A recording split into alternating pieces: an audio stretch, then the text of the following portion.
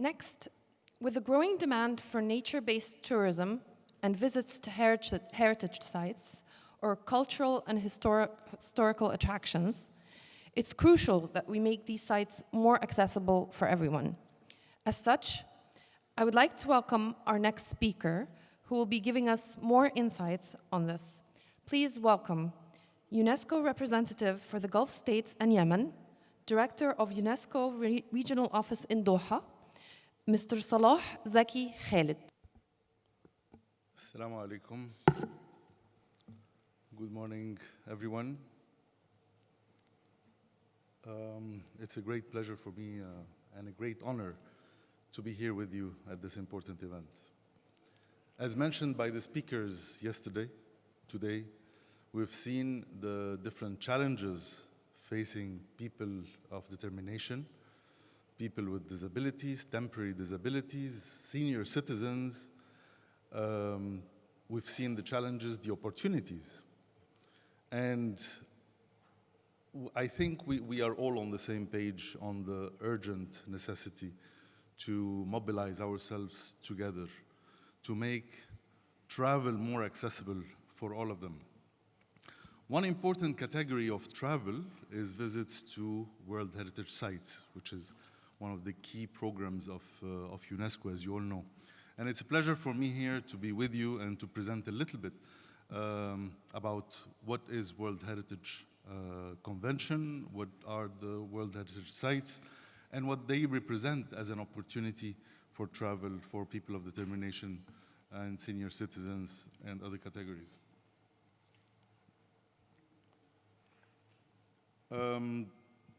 As you may already know, so for the past 40 years, the UNESCO World Heritage Convention has conserved, protected, and presented the outstanding universal value of our shared heritage. So we have two categories, which are the natural wonders of the world and the cultural wonders of the world. And they represent our past and our present, and they belong to all of us. And this is why we say the right for people of determination to have full access to those sites is very important. We've seen the numbers yesterday. We have over 1.2 billion people who should have this right to travel. They represent a huge economic opportunity for the countries.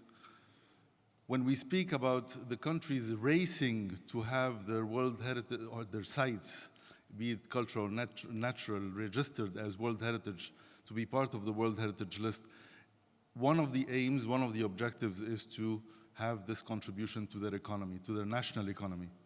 So imagine the numbers, the 1-something billion people, persons with disabilities, what this could represent as an economic power for those countries. So it all started back in 1972 with the adoption by UNESCO of the Convention concerning the protection of the world cultural and natural heritage. The most significant feature of the World Heritage Convention is that it links together in a single document the concepts of nature conservation and preservation of cultural properties. The Convention recognizes the way in which people interact with nature and the fundamental need to preserve the balance between the two. The World Heritage List today counts approximately 1,200 properties, with large majority of cultural properties versus natural properties. The number of transboundary sites between countries is growing, and this is a very good sign of international and cross-border cooperation. 56 sites, unfortunately, have now been included in the list of World Heritage in danger. This list is designed to inform the international community of conditions which threaten the very characteristics for which a property was inscribed on the World Heritage List and to encourage corrective action. From this slide, you will see that the World Heritage properties, being important travel destinations, if managed properly, they have a great potential and impact for local economic and development for long-term sustainability. However, as you can see here, the thematic and geographical balance of the World Heritage List is yet to be improved. This is why UNESCO World Heritage Committee launched recently the Global Strategy for a Representative, Balanced, and Credible World Heritage List. It aims to ensure that the list reflects the world's cultural, natural diversity of outstanding universal value. This strategy seeks to broaden the definition of World Heritage to better reflect the full spectrum of world's cultural and natural treasures. And this new vision goes beyond the narrow definitions of heritage and strives to recognize and protect sites that are outstanding demonstrations of human coexistence with land as well as human interactions, cultural coexistence, spirituality, and creative expressions. And crucial to the global strategy is everything that is being done now and all the efforts to encourage countries to become states parties to the convention, to prepare tentative lists, and to prepare nominations of properties from categories and regions currently not well represented in the World Heritage. And here I would like to stop a moment. As all the efforts are being done to encourage and to build the capacity of government officials to prepare the files for the inscription, I think this is the moment to advocate for more efforts that during the preparation of the files, they have to be already educated and trained for the accessibility of those sites and to be an embedded component of the submission of the file.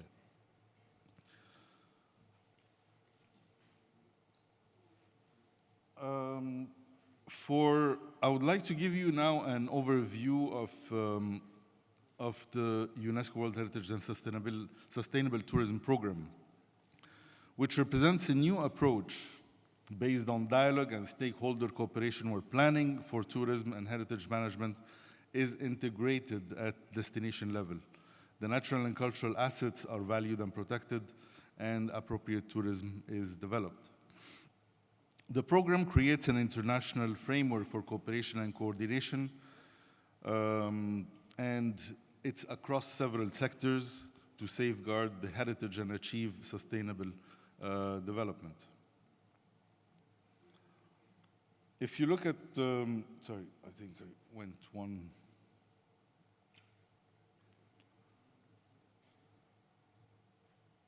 So you will see that all the stakeholders in the tourism and World Heritage sectors, all the stakeholders share responsibility for conservation of our common cultural and natural heritage and for sustainable development through the appropriate tourism management.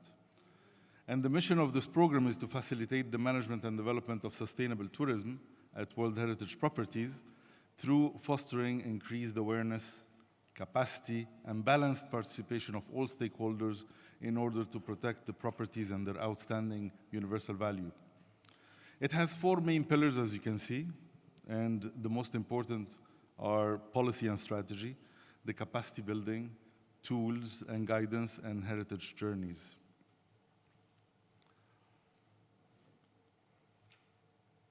The program has allowed advocating for policies and frameworks that support sustainable tourism as an important vehicle for managing cultural and natural heritage. Developing strategies through broad stakeholder engagement for the planning, development, and management of sustainable tourism that follows a destination approach and focuses on empowering the local communities is central to UNESCO's approach. So not only the government officials, but the community has to have an important role in this effort. UNESCO has supported sustainable tourism recovery to address some of the immediate socio-economic impacts of COVID-19 on tourism and heritage, and delivered during 21 and 22 this program, a program focused on working with the tourism private sector to create incentives to boost sustainable practices and providing training and capacity building for local guides, artisan entrepreneurs, and other tourism professionals. It also invested in cultural heritage preservation while creating short-term jobs opportunities by using cultural and heritage as a source of resilience to local communities. On the policy orientations, that was another initiative by UNESCO aiming to help define the relationship between World Heritage and sustainable tourism. They provide into why tourism is critical for World Heritage properties and how it can offer benefits if it's managed well.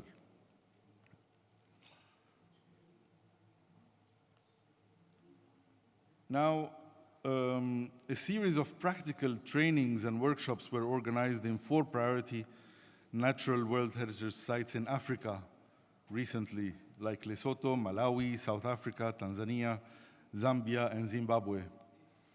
And the aim of providing this training was to build the capacity and provide capacity building tools and strategies for site managers to help them manage tourism at their sites more sustainably. The project towards a Nordic Baltic pilot region in the World Heritage for World Heritage and Sustainable Tourism in 2012-2014 was also initiated by the Nordic World Heritage Foundation. And with a practical approach, this project has contributed to tools for assessing and developing sustainable World Heritage tourism strategies with stakeholder involvement and cooperation. Another example comes from Southeast Asia, where UNESCO supported a new approach to sustainable tourism management at World Heritage sites in Malaysia, the Philippines, and Indonesia. If we talk about cultural tourism as one of the largest and fastest growing global tourism markets, it's increasingly being used to promote destinations and enhance their competitiveness and attractiveness. And many locations are now actively developing their cultural assets as a means to developing comparative advantages in increasingly competitive tourism marketplace and to create local distinctiveness in the face of globalization. Under the Heritage Journeys program, UNESCO endeavors to create networks of key stakeholders to coordinate the destination management and marketing associated with the different heritage routes to promote and coordinate high-quality, unique experiences based on UNESCO-recognized heritage. And the goal is to promote sustainable development based on heritage value and create added tourist value.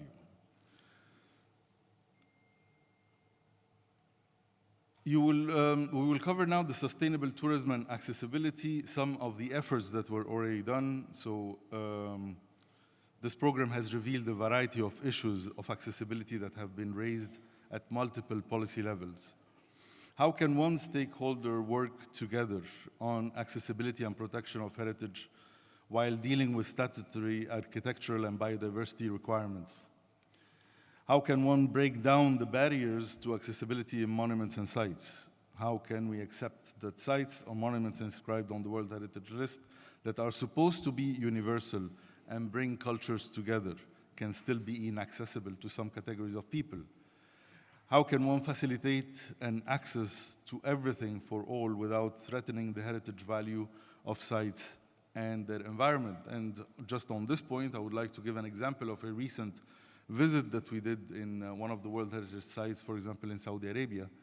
And as the example that was given recently by my colleague from WTO, the site was very elevated, and the government plan was to install an elevator in the middle of this site, and which would, of course, threaten the universal outstanding value of the place and, of course, the importance of it. And we started thinking about alternative methodologies, and this is how we can overcome this accessibility to some of the sites, like the example you just gave. Upgrading the infrastructure is a necessary condition for disabled people to gain access to culture, knowledge, and leisure. Adapting the offer to other kinds of audience is also essential, and we have to be really creative. And here I would like to give the example of artificial intelligence and the new technologies that can help us in defining and designing new solutions. The task is as much about creating tools of a cultural mediation that are adapted to all kinds of disabilities, and it is about raising awareness and training heritage stakeholders. And here, of course, we would like to focus again on training, and education. These are major and important components that we have to focus on all the time. Many countries have taken practical steps in making World Heritage properties more accessible to people with disabilities. For instance, based on its management plan, the Historic Center of Vienna now offers a variety of public transport options for locals and visitors. Additionally, it provides services for people with visual and hearing impairments, such as tactile models, braille guides, induction loops, and sign language tours. Another example is the Great Barrier Reef, and it's a natural site representing the largest coral reef system in the world and home to a rich biodiversity. And it offers various accessible activities for people with disabilities to enjoy the marine life, such as snorkeling, diving, sailing, and scenic flights. Some operators provide adaptive equipment, trained staff, and accessible boats and facilities. Another example is the Historic Center of Rome, which has been updated to make them more accessible to people with disabilities despite their age and complexity. For instance, wheelchair users can access certain parts of the sites with lifts. The site also indicates various difficulty levels with color-coded paths. Another example comes from Luxembourg. In 2020, on the occasion of the 25th anniversary of the inscription of the site, the City of Luxembourg, 4 new self-guided cultural tours have been developed. The initiative was carried out by several agencies, including Luxembourg National Commission for Cooperation with UNESCO and the City of Luxembourg. The project responded to the management goals of the sites as it helped raising awareness about World Heritage amongst all people, regardless of gender, religion, ethnicity, age, or abilities, promoting the value of inclusive cities, reinforcing the message of inclusivity and openness embedded in the UNESCO World Heritage philosophy. The new itineraries that are included now in the walking tour of the Old City, a cycling tour, as well as 2 tours which are accessible for people in wheelchairs and citizens with physical and mental disabilities. And in order to ensure the accessibility and sustainability of the itinerary and educational materials, the organizers partnered with a variety of organizations representing people with different disabilities who contributed and reviewed the produced material. And this is one of the points that was raised in the presentations early yesterday in the morning, how to involve and make sure that people with disabilities are part of the design and part of the thinking from the very beginning. What is interesting about this example is that besides the development of itineraries, the initiative helped reinforcing the partnerships among multiple stakeholders and pass through the message of inclusivity at multiple levels. Another example is Zanzibar, which has a different dimension, which is the integration of the social integration, between the old town, the poorer part of town, and what all the efforts that were done in the stone town of Zanzibar to ensure accessibility for all.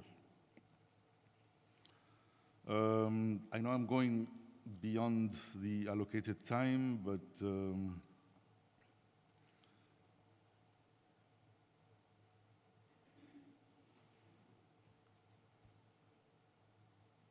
so just to conclude, I would like to mention that as the World Heritage Convention and the concept of heritage evolve, there is a growing need to ensure that heritage sites and their attributes are accessible by persons with physical, sensory, intellectual, or mental health impairments, as well as socially marginalized groups. It is important to be aware of the obstacles encountered and have an understanding of what inclusivity of heritage means in a local context. Speaking about people with disabilities and special needs, most cultural sites were not originally designed to accommodate such people. Policies and management plans, therefore, need to evolve and quickly. If people are to connect with the World Heritage sites, they need access not just to the fabric, but to the stories and the spirit of the place, which build also its outstanding universal value. This is why tourism strategies need to create inclusive, sensory experiences, open them up to people of all ages and disabilities. Inclusive heritage means more access for more people and richer experiences for everyone. Imagine what it constitutes as an economic treasure to have most of the people with disabilities to access those sites. Imagine what it represents in the development of cultural and creative industries worldwide. Imagine what capacity building, proper capacity building among policymakers, among the communities, among the students in schools from early ages can represent. Imagine what artificial intelligence and new technologies, what they can represent in facilitating all of this. And I think that it's time to think about a global alliance, a global joint alliance of all the partners and stakeholders to make World Heritage sites much more accessible. Thank you so much.